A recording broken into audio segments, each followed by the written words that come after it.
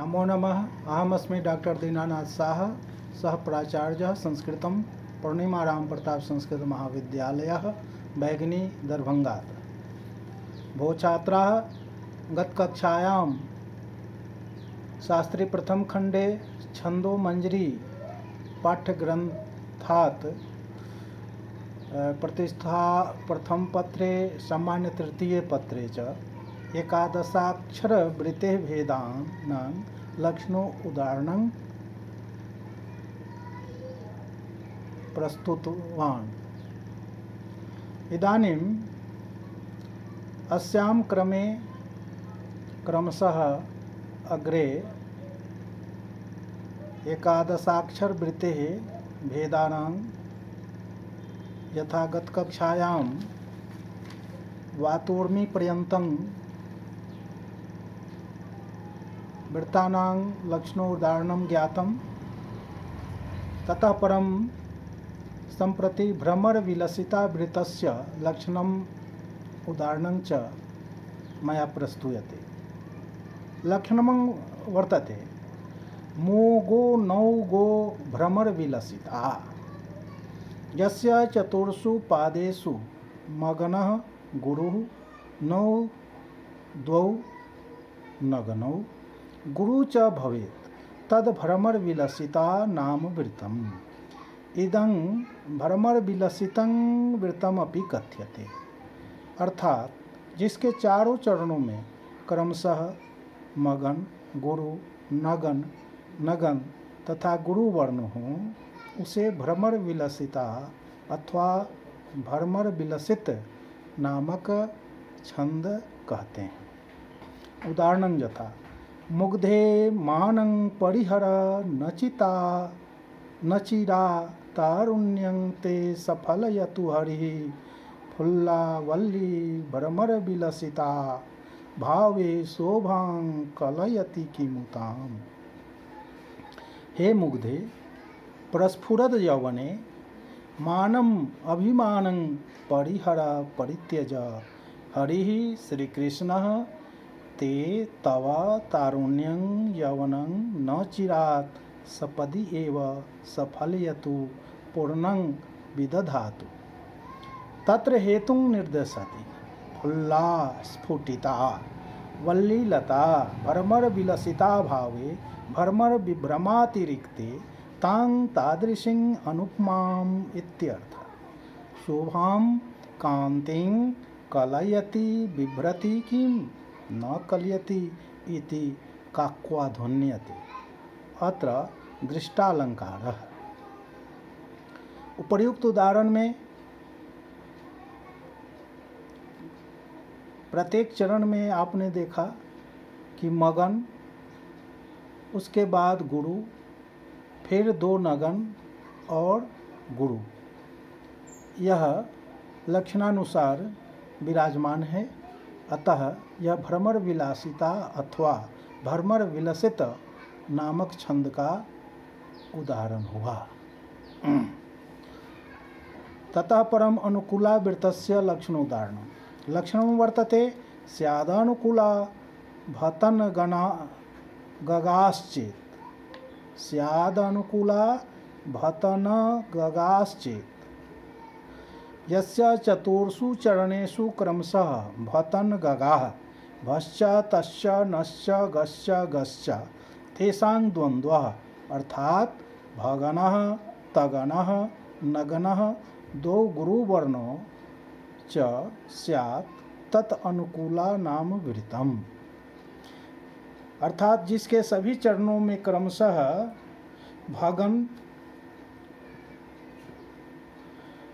तगन, नगन और अंत में दो गुरु वर्ण हो, उसे अनुकूला नामक वृत्त कहते हैं। उदाहरण यथा बल्लवेशा मुररिपुमूर्ति गोप मृगाक्षी कृतरतिपूर्ति वांछित सिद्धये प्रणति परस्य स्यादनुकूला जगति न कस्य। वल्लवेशा गोपतुल्य परिधान युक्ता गोपा मृगाक्षिभिः वल्लव हरिण नेत्राभिः कृतरतिपूर्ति कृता संपादिता रतिपूर्ति कामातिशयः यस्याः सा मुररिपुमूर्ति श्रीकृष्ण प्रतिमा जगति भुवने प्रणति परस्य अभिवादनशीलस्य कस्य पुंसः वांछित सिद्ध्यै मनोभिलषित पूर्णाय अनुकूला अनुग्रह करते न स्यात्। अर्थात श्री कृष्ण सर्वेषां योगक्षेमं वहति एव।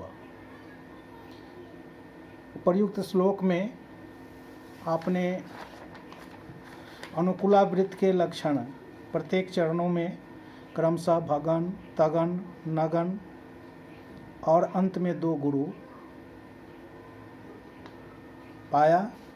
अतः यह अनुकूलावृत्त का अथवा अनुकूला छंद का उदाहरण है। इसके बाद रथोदत्ता वृत्तस्य लक्षण उदाहरणम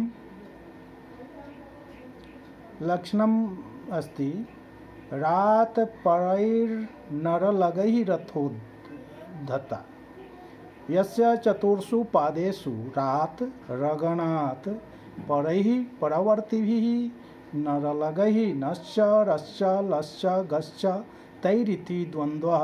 अर्थात नगनः रगणः लघुगुरु च वर्णः क्रमेण भवेत् तत् रथोद्धता नाम वृत्तम्। अर्थात जिसके चारों चरणों में क्रमशः रगन, नगन, रगन, लघु और गुरु वर्ण हो उसे रथोदत्ता नामक व्रत कहते हैं।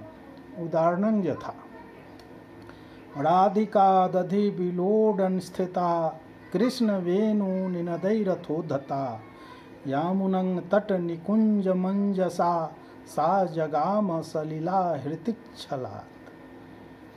दधि विलोडने दधि मंथन कर्मणि तक्र निर्माणे स्थिता तत्परा सा कृष्ण प्रिया राधिका कृष्ण वेणु निनदैः श्री कृष्णस्य मुरलीरणितैः उद्धता चंचला अथ अनंतरम मंगला अनंतरारंभ प्रश्न कार्सनेषु अथो अथ इत्यम्र सलिलाहृति छलात् पानीयन्या व्याजेन अंजसा त्वरितं यामुनं यमुना संबंधिनं तटनिकुंजं तीर निकट स्थल लता मंडपं जगाम प्राप्त्यर्थः। सलिलाहृति छलादित्यत्र अपहनुति अलंकारः। उपर्युक्त श्लोक के सभी चरणों में क्रमशः रगन, नगन, रगन, एक लघु और एक गुरु वर्ण है। अतः यह रथोदत्ता नामक छंद का उदाहरण है। इस प्रकार से आज आपको एकादशाक्षावृत्ति के अंतर्गत 3 छंदों का भ्रमर विलासिता, अनुकूल वृत्त, अनुकूला और रथोदत्ता, इन तीनों छंदों का लक्षण उदाहरण प्रस्तुत किया गया। आशा है आप छात्रगण इससे लाभान्वित होंगे एवं अपने व्यवहार में, पाठ्य व्यवहार में इसका उपयोग करेंगे। परीक्षा के लिए यह उपयोगी भी है, इसलिए छात्रगण ध्यान देंगे। आज इतना ही। ओम सम।